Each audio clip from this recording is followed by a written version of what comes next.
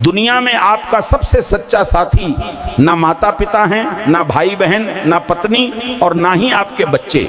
आपका सबसे सच्चा साथी आपका अपना शरीर है। जिस दिन शरीर ने साथ छोड़ दिया उस दिन लोग धीरे धीरे आपसे मुंह मोड़ने लगते हैं।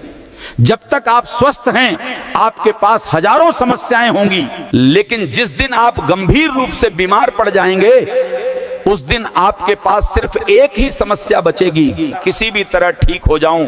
इसलिए अपने स्वास्थ्य का ध्यान रखिए, जिम्मेदारियां तो ऐसे ही चलती रहेंगी।